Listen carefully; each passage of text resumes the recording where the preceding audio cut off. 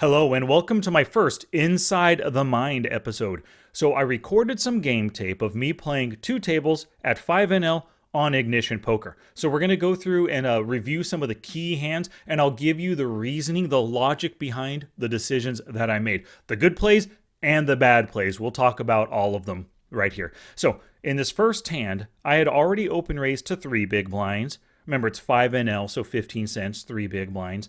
My opponent, short stacked in the big blind, decides to min 3-bet to 25 cents. So we'll start playing the action.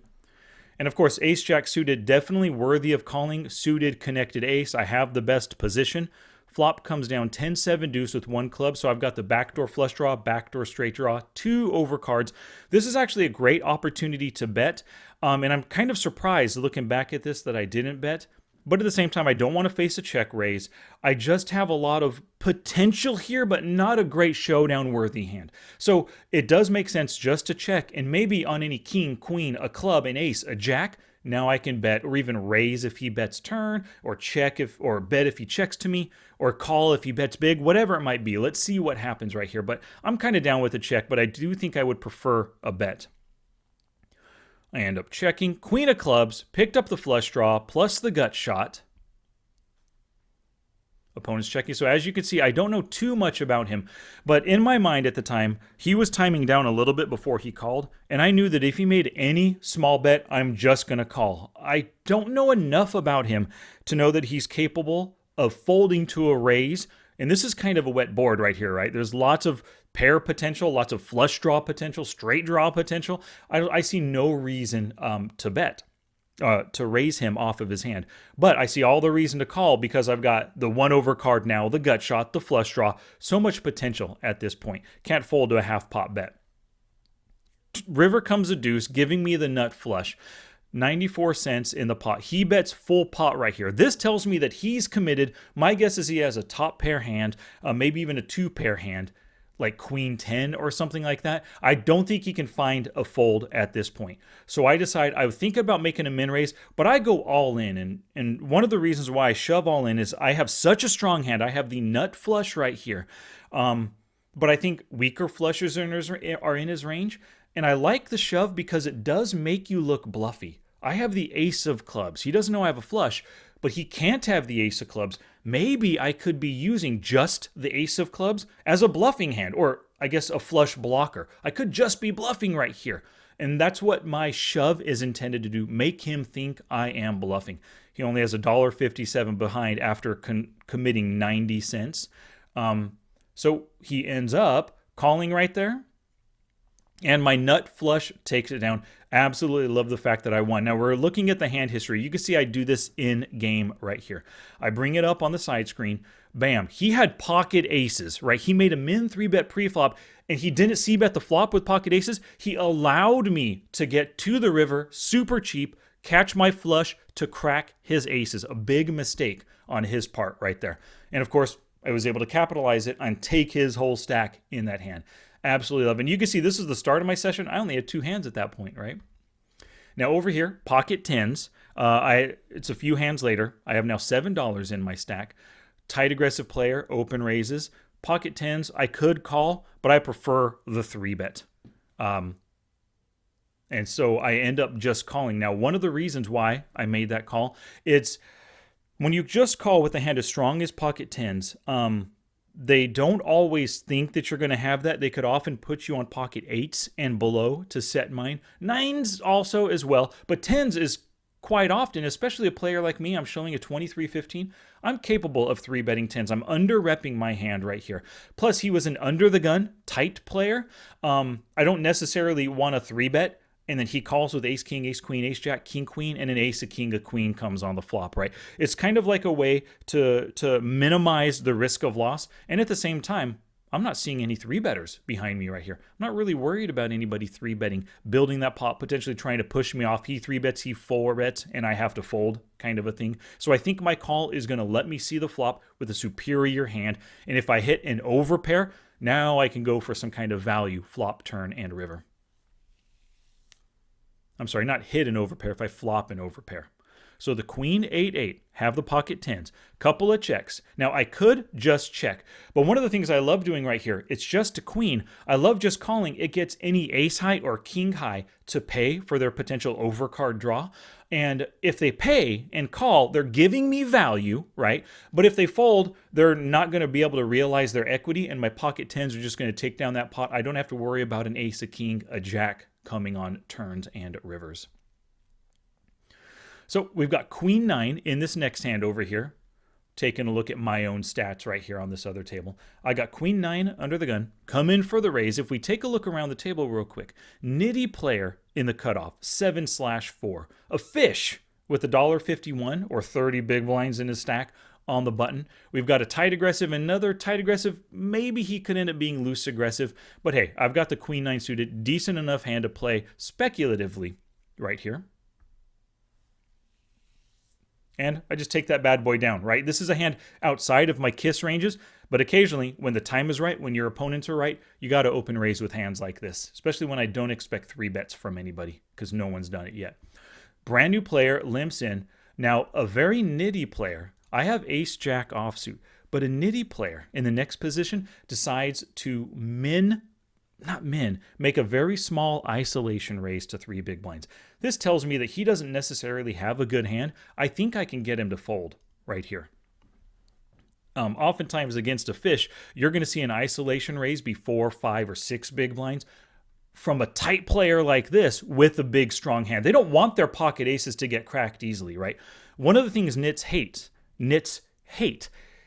is when they have aces or kings and the flop comes down 3 spades and they don't have a spade. Or the flop is 7, 8, 9 and their pocket aces are cracked by pocket 7s, 8s, 9s. 10 jack, 9, 8, 9, 7, 8, 7. 9, 10 has a pair plus an open ender.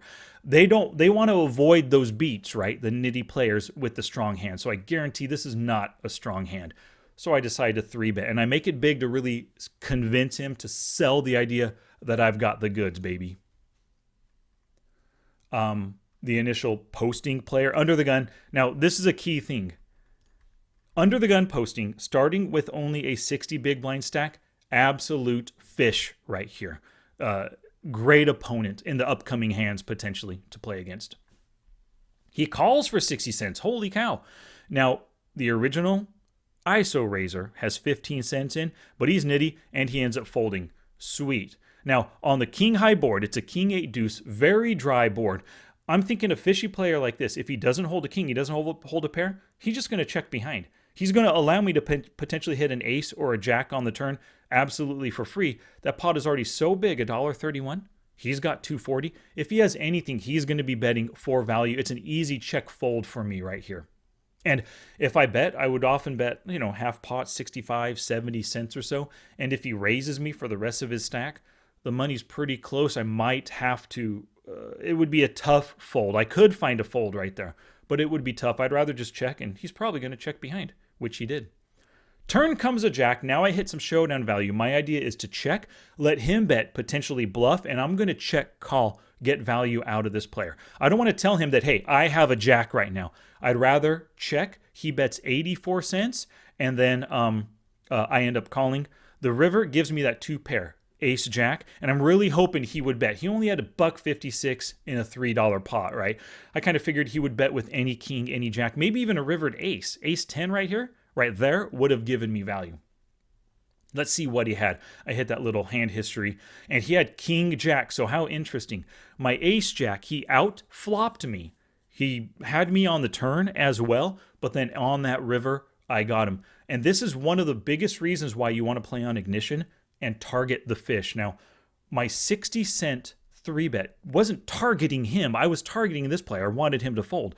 But when you have fish on your table, they make terrible plays. Can you imagine? Is cold calling 12 big blinds ever a good idea with king jack offsuit? My guess is no. It's never a good idea. He has position. Great. But his stack is so small, he doesn't have much room to maneuver post-flop. And most likely he's not going to flop anything good. He's going to have to bluff me. But that stack is so small, it's kind of like a pot committing situation by calling 12 big blinds with only 240, whatever he had behind him at the time, right? So yeah, these fishy players do themselves in.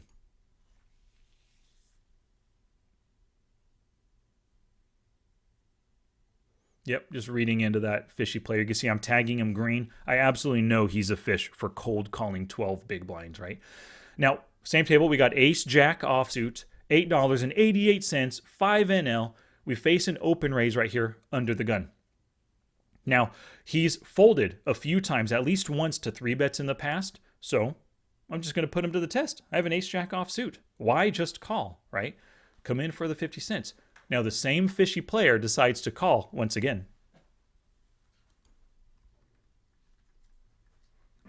And then now the flop comes deuce, 5, deuce. The original open raiser called as well. But it's a deuce, 5, deuce. Really hard to hit kind of board. I've got the ace, jack. What do I do when the original open raiser calls? Right? What would I do here if I had pocket aces, for example? I 3-bet pre-flop. Aces is in my range. Of course, I am going to c-bet. I bet 85 cents. I sized it down 1 big blind too little. The fishy player had 88 cents. I made it 85. I should have gone to 90. Forced him to just put all of his chips in right there.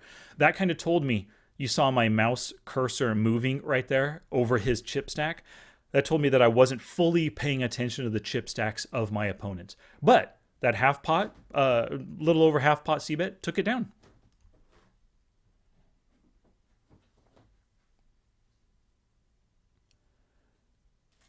All right, king 5. Now this hand over here in the big blind, ace 6 offsuit. Alrighty, so you can see I'm looking at my stats. I'm a 4-4 on this table.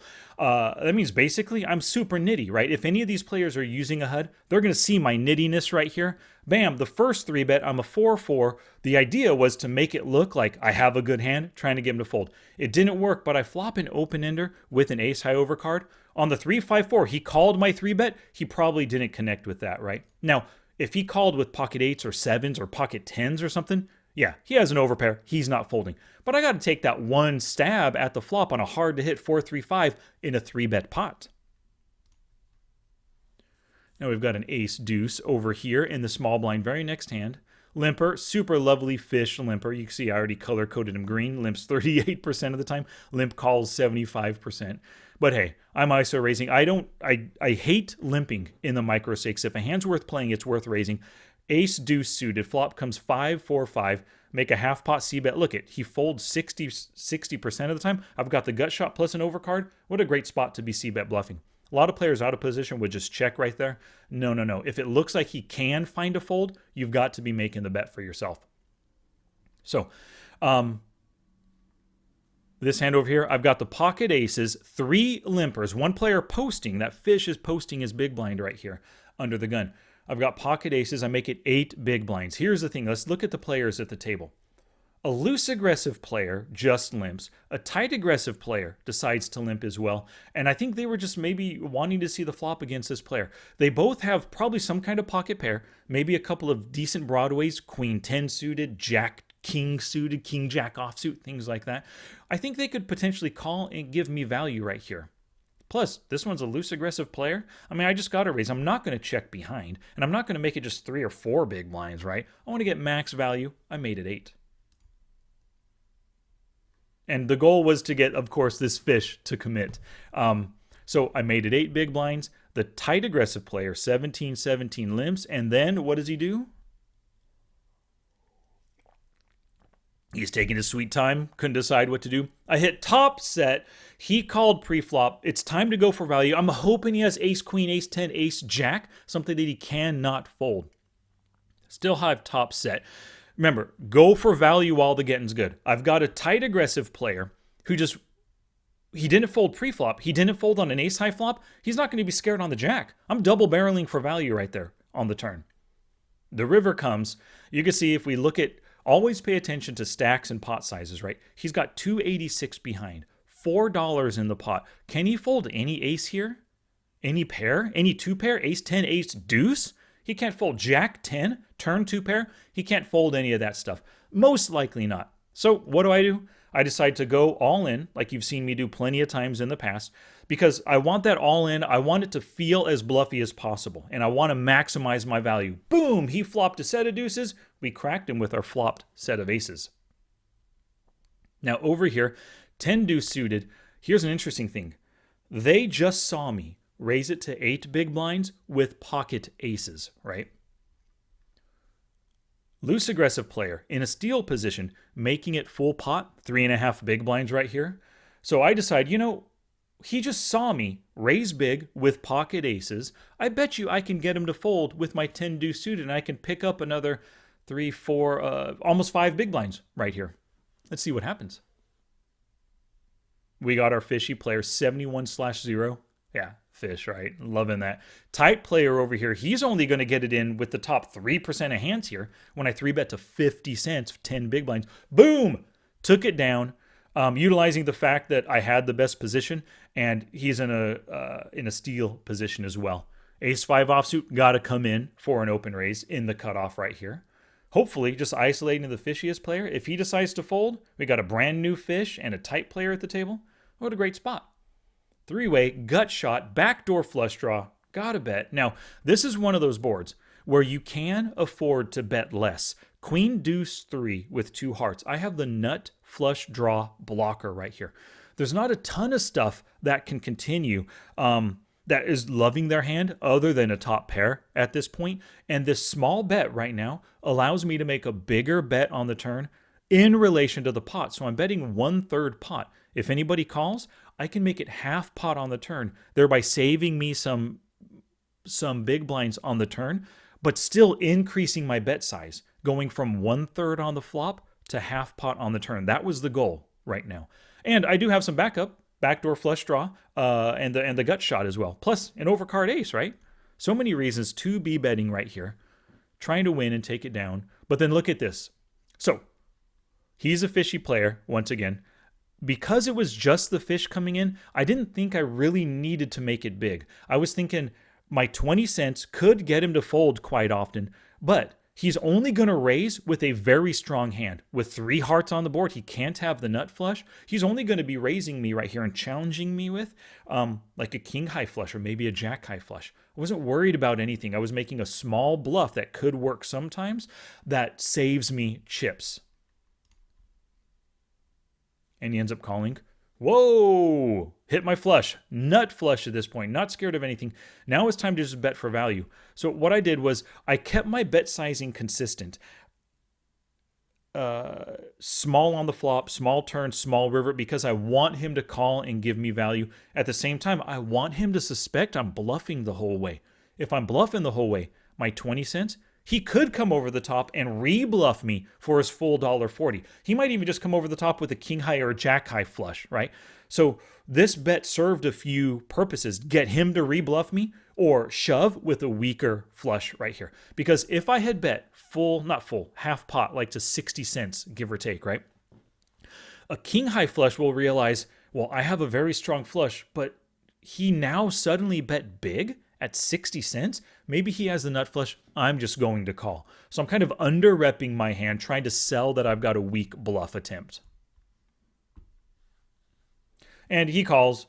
Well, wish you would have shoved, right? I've got the nuts right there. Nothing could beat me at that point. Now, a couple more hands. Ace-Jack offsuit over here. Come in for the raise. You can see this is a pretty darn good session, right? We're over a full buy-in on table 1, table 2, 3 buy-ins. Loving this. Just fold the ace-5, and I get away with my steal with the ace-jack offsuit. Now ace-queen. Wow, I'm getting smacked in the face with the deck, right? I'm not going to defend a 6-3 off. Now over here with the ace-queen suited, we're waiting to see what he does. He's a loose, aggressive player. He can fold. You can see my mouse cursor moving around the screen. I generally, whether I'm recording game tape or not, I'm generally like my eye, my mouse, my hand, my mouse cursor moves and follows my line of sight, what I'm looking at, right? And then so you can see I'm looking at different stack sizes. I'm looking at his ability to 3-bet in the small blind, because if I open raise, he's going to be my most likely 3-better. He's loose aggressive at 60/26 and a 3-bet at 18%. And now he folds to the flop, C-bets. Let's pause it right here. He folds to the flop, C-bets 2 out of every 3, 67%. But I flopped that top pair hand. So I automatically go to that to see, okay, I want to go for value. How likely is he to fold? He's pretty likely to fold. But look at this. He's a flop honest player, and he bets over half pot when I have top pair, top kicker. And I have ace queen on the other table too. Wow. Some good hands going on simultaneously. So I just call right there with the idea that I have a showdown worthy hand, top pair, top kicker. He could bet again on the turn. He's a loose aggressive player after all. He could bet again as a bluff. Now, if he has a draw on the queen 7-9, 2 spades has a flush draw, 8-10, jack 8, jack 10, those all have draws as well. So I think if the turn completed any of his draws, he would come out firing, but he would go bigger, right? He bet 20 into 34, whatever it was. Now that the pot is 72, he'd be going 40 or 50 or 60 cents right here, if the 3 had helped. But the 3 didn't help. He checked to me. So what do? I'm thinking he had some kind of a draw. I bet over half pot. He just checked on the turn, hoping to hit a draw. Now the pair of 9s, pairs on the board, easily. So he had the king deuce of spades for the flush draw. Easily, a 9 is going to play the way he did. A small bet on the flop, not small, 4 big blinds, but a bet on the flop to try to get value in case I had the ace of spades or I had a weaker pair that I didn't want to fold in position. Like, he's betting for value, potentially, if he had a 9 here. On the 3, he's going to check and then call because he has a 9. I could be bluffing. And on the trip 9s, he's just going to check, hoping I bet he's going to come in for a check raise. So I just checked behind right there in case he had the 9. But even if I had bet on that river with his king deuce, he wouldn't have called. He wouldn't have given him a value. He wouldn't have check raised bluff. I highly doubt, at least. We got the ace queen over here. I open raised. Wow, lots of hands in this little segment, right? I'm hoping that fish gives me value here.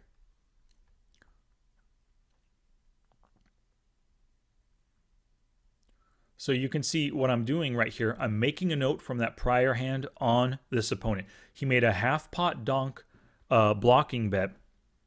It wasn't half. It was a little over half, right? It was 20 into 37 or whatever that size was. But, greater than half pot donk bet. Yeah, so slightly greater.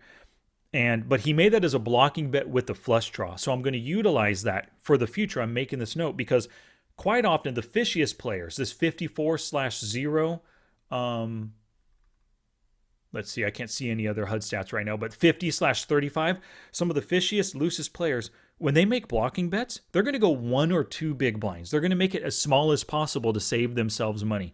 So this is an unusual player who can go greater than half pot as a blocking bet. That's an interesting thing to note for the future. Now I call with my 10-8, flop an open ender. What I'm doing is I'm betting into him right here. And the reason I'm betting into him is because I don't want him to bet any bigger than that. That's basically the same size I made last time. But then look at that. He raised it to 55 cents. What a bummer. I guess maybe I should have just check call. That could have been a mistaken donk bet right there. And actually, no, I will say now that I'm reviewing this hand and thinking about it, that is a mistaken donk bet because I bet the exact same amount that he did in a prior hand when he had a flush draw. That board was so wet. You might not realize this, but a lot of players see themselves in their opponent, right? Players who 3-bet bluff a lot, they think everyone else is 3-bet bluffing. So they call a lot when they face 3-bets. If he donk bets 4 big blinds a lot as a blocking/bluffing bet, maybe he'll see the same out of what I did. So I made the exact same play he did from the prior street. I shouldn't have. I should have just checked because I don't want him to consider that as a bluff, which it was a bluff, right? It was a blocking semi-bluff. Yep. Ace-7, just folding that hand. And that actually ends the game tape. So you can see I ended the session a few hands later. I played 45 hands and 40 hands in this session, roughly 100 hands. But I'm up 220-ish big blinds or so. What a really good session. I hope you enjoyed this video. If you did, please give it a thumbs up down below. Leave a comment. Tell me what your favorite hand was. Tell me, was that 20-cent donk bet that I made in that last hand Was that a mistake? I don't know. I would love to hear your thoughts, and I'll see you in the next one.